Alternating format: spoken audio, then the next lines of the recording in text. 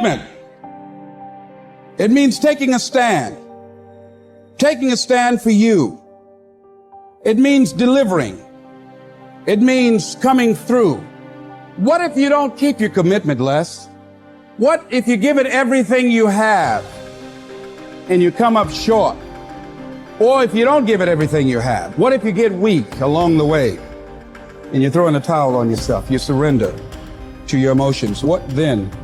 A lot of people become discouraged, they become frustrated, and they say, oh, what the heck?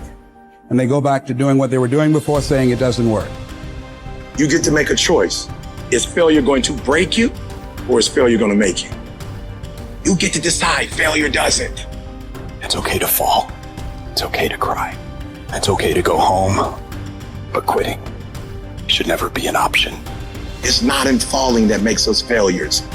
It's in not getting up that makes us failures. And you get to decide if you get up or you don't get up. We're going to take setbacks. We're going to take some defeats from time to time in our lives.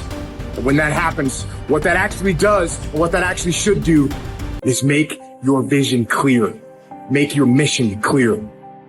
Anyone who's successful has failed much more than you know. It's like you look at somebody who's an unbelievable athlete, somebody who's an unbelievable entertainer, speaker, communicator, artist. They didn't just show up that way.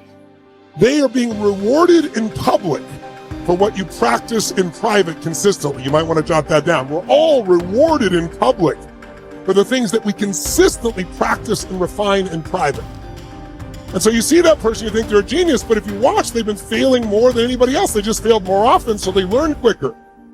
You got to tell yourself, despite the circumstances, the situations, you have to tell yourself that I'm not going anywhere until I get to go. Until I make my dreams become a reality, I'm not quitting. I don't care how much money I have to invest. I don't care how much time I have to invest. I'm going to continue to do this until I become successful. You can pretend that you care, but you can't pretend that you're there. The only way you can be there is to show up. And what I'm asking you to do for me, you'll never be a failure if you show up every single day. Every single day when I come, I show up and I let failure know. Failure is not an option. You can't even let it sink into your brain, not even a second. You have to know that this thing is going to work. Come hell or high water, whatever it is that I set out to do, it may not happen in 6 months, it may not happen in a year, it may not happen in 2 years, but at some point, my dream is going to become a reality. I can accept failure. Everyone fails at some point, but I cannot accept not trying. When you've tried your best, when you've given 120%, you should never feel bad. You pick yourself up, you look at it from another perspective, you come up with another solution, and you go at it again. You're a problem solver. You're not soft. You're not weak. You don't quit. You don't surrender. You fall 7 times, you get up 8.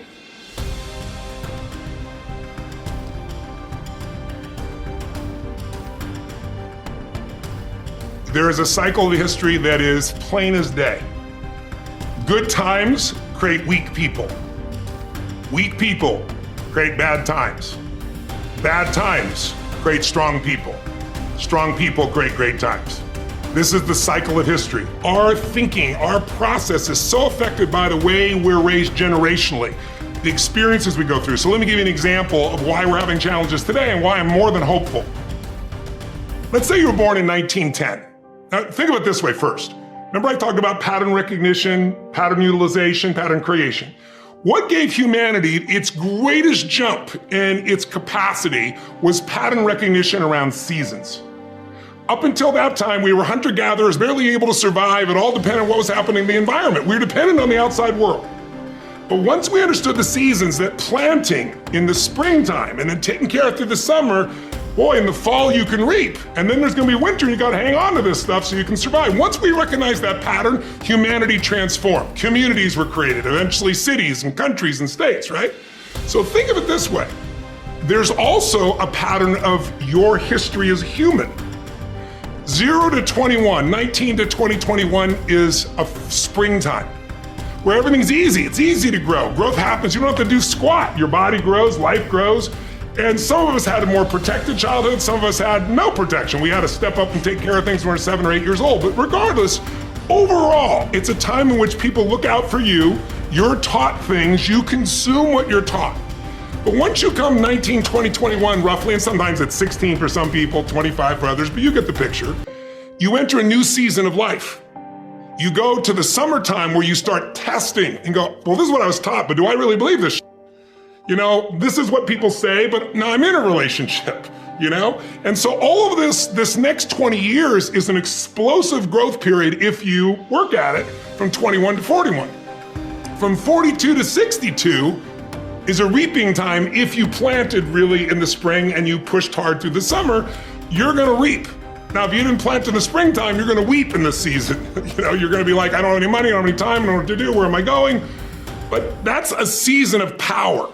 That's when you really start to be able to lead companies, businesses, environments, and so forth. And again, some people get there earlier, some later, but overall, generationally, that's it. And then 63 to 83 is winter, and that winter time is a little different for somebody. Right now, that time is, maybe it's time, I'm an elder in the community, now it's time for me to mentor, to communicate. And if you're lucky, it goes 83 to, say, 103. Or the oldest living human is about 119, if you were lucky enough to do that. Maybe you get an extended period of time where you enter the next springtime. So there's seasons that you gotta understand, because if you plant in the winter, I don't care how hard you work, you get no reward. If you bought a house, sounds wonderful, in 2007, normally great, 2007, probably not so great, you're probably just starting to do okay in the last 3 or 4 years, right? So there's a timing to things. There's a timing in your life. There's also timing in history. So imagine you were born in 1910. When would you come of age? 19 years old, 1929. What did you grow up with? World War I ended during that time, the whole world celebrated, and the roaring 20s began, and you're in your teens, cars, radios, parties. You can't wait to turn 19, 20, 21, right? And what happens? For that generation, right at that stage of life, the whole game, the wolves pull out from it, and people are jumping out of buildings, the economy goes to the floor, we got the Dust Bowl. But it didn't end there. Because what happened when they were 29? 1939, World War II. And you and I are too young to know it, but those around know that it looked like we were gonna lose. Hitler was storming across Europe. It looked like life as we know it was over. And these people went overseas and became heroes. They faced such unbelievable, they were thought as flappers, they were thought as weak, they were a lot like a lot of the generation that you see today, the Z generation, not so much because they're just coming up, right? But the millennial generation, by older people, they see them as weak, they're snowflakes, they're this and they're that, but they have technology, they have insights. And when the outside world is demanding enough, not yet, because they're still fearful, they will grow. And that's when things change. And so the season occurs. So think about the difference between the 30s and the 40s versus the 50s versus the 60s as we came after 63 into an American summer as a different mindset versus the 80s to the 2000s, 2010. So we're right now halfway through winter. We're in another winter. It starts financially. Now it's gone to health, but we're far from it. It's gonna be war. And it might be cyber war, it might be full-on war, but there's zero question that China and the US are on a collision course that's going to shape the direction of humanity. And so the people that right now are alive today are gonna have to grow in that environment. I really think we're at a season where there's gonna be a whole new level of growth. And what I just want to do is be one of the many sources that can give people perspective, because here's the problem. A year ago, people thought we were coming out of, we got vaccines now, and we're coming out of COVID, and it's gonna be all over now, and people are excited. But now, after going through 2 years of this, there's a lot of people now that no longer have a compelling future. Like, people talking about New Year's resolutions, most people don't even have one. Because it's like, they never followed through anyway, right? But at least they had something to look forward to. They're starting to get into learned helplessness. Learned helplessness is when something is so bad over and over again, you start thinking the problem's permanent. No problem is permanent. Or you start thinking the problem's pervasive because I haven't handled my finances, my whole world's over. Or because my relationship's bad, my whole world's over. Your life is bigger than that. Or all this is happening because there's something wrong with me. When you get to that point, you stop trying. And so my goal right now is to shake that up for people. People need a new perspective, and you can't do it by just sitting and thinking. You gotta move your body, you gotta change your energy and your focus, because low level of energy, I don't give a damn how smart you are, you're not gonna use all your ability. But if I get you into a higher state of being, mentally, emotionally, physically, then all of a sudden you start remembering who you are and you start coming up with answers that you never even thought were possible before.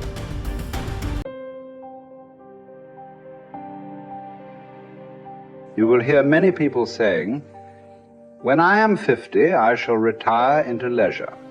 When I am 60, I shall give up public duties." And what guarantee do you have of a longer life? Who will allow your course to proceed as you arrange it? Aren't you ashamed to keep for yourself just the remnants of your life and to devote to wisdom only that time which cannot be spent on any business? How late it is to begin really to live, just when life must end. Stop letting yourself be distracted. That is not allowed. Instead, as if you were dying right now. Stop allowing your mind to be a slave, to be jerked about by selfish impulses, to kick against fate and the present, and to mistrust the future. In your actions, don't procrastinate. In your conversations, don't confuse. In your thoughts, don't wander. In your soul, don't be passive or aggressive. In your life, don't be all about business.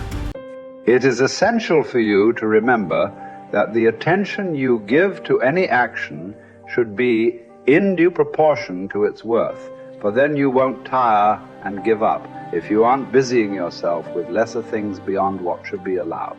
Putting things off is the biggest waste of life. It snatches away each day as it comes and denies us the present by promising the future. The greatest obstacle to living is expectancy, which hangs upon tomorrow and loses today. You are arranging what lies in fortune's control and abandoning what lies in yours. What are you looking at? To what goal are you straining? The whole future lies in uncertainty. Live immediately. The best livelihood, particularly for the strong, is earning a living from the soil, whether you own your land or not. Many can support their families by farming land owned by the state or private landowners. Some even get rich through hard work with their own hands. The earth repays those who cultivate her, both justly and well, multiplying what she received, endowing in abundance all the necessities of life to anyone willing to work, and all this without violating your dignity or self-respect. Generally speaking, if you devote yourself to the life of philosophy whilst tilling the land at the same time, I couldn't compare it to any other way of life, nor would I prefer any other livelihood. It is living more in accord with nature, drawing your sustenance directly from the earth, the nurse and mother of us all, rather than from another source.